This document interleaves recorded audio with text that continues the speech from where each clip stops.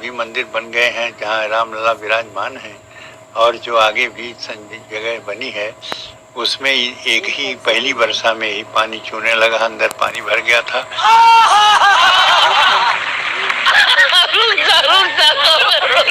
तो भैया सुना, लगता है राम मंदिर निर्माण में भी मिलावटी कार्य हुआ है, क्योंकि बाबा जी का कहना है कि पहली बारिश में ही पानी टपकने के साथ भरने लगा। तब तो लल्लन भैया ये सब सुनकर मणिपुर के लोग भी जोर जोर से हंस रहे होंगे, क्योंकि अभी तक तो केवल पेपर लीक हो रहा था और अब लुटेरों की कृपा से प्रभु श्री राम जी का मंदिर भी लीक होने लगा। बताओ, इन लोगों ने चूना लगाने में प्रभु श्री राम को भी नहीं छोड़ा, क्योंकि एक तरफ रामपथ की सड़क पाताल में धंस रही है और दूसरी तरफ जहां रामलला विराजमान है वहां भी पानी टपक और भर रहा है।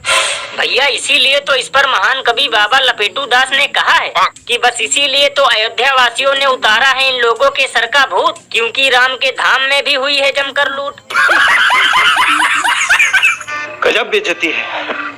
और भैया सबसे कमाल की बात तो ये है कि इस खबर पर उन ढक्कन अंध भक्तों के भी मुंह में गोबर जम गया है, जो कल तक अयोध्या वासियों को गाली दे रहे थे और कह रहे थे तुम दोगले हिंदुओं ने बीजेपी को वोट नहीं दिया। लल्लन भैया इसीलिए तो इन्हें अंधभक्त कहते हैं, क्योंकि जरूरी मुद्दों पर ये ससुरे दुम दबाकर छुप जाते हैं और फालतू में एक गधे की तरह शोर मचाते हैं। और भैया अब देखना, इन बाबा जी को भी ये ससुरे कांग्रेसी और हिंदू विरोधी बोलना शुरू कर देंगे।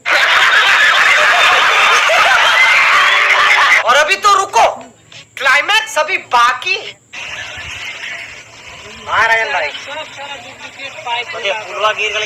छर भी तो पतला पतला दिले है ना, छर कौन सा मोटा दिले है?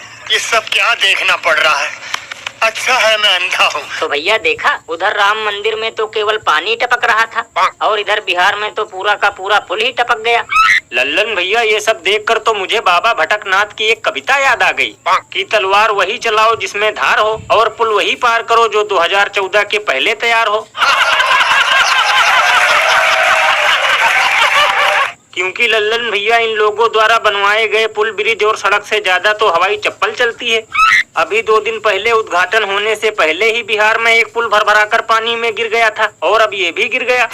ये बिल्कुल सही कहा आपने, लेकिन भैया मुझे तो लगता है कि ये पुल हो गया था काफी पुराना, इसलिए मिट्टी में मिल गया इसका दाना दाना। अरे बाप रे, ये तो धोती खोल रहा है। वैसे भैया आजकल जिस प्रकार की घटनाएं घट रही हैं, उससे तो एक बात कन्फर्म है कि देश में भ्रष्टाचार रायते से भी ज्यादा फैल चुका है और ना खाऊंगा ना खाने दूंगा का नारा भी केवल एक जुमला था।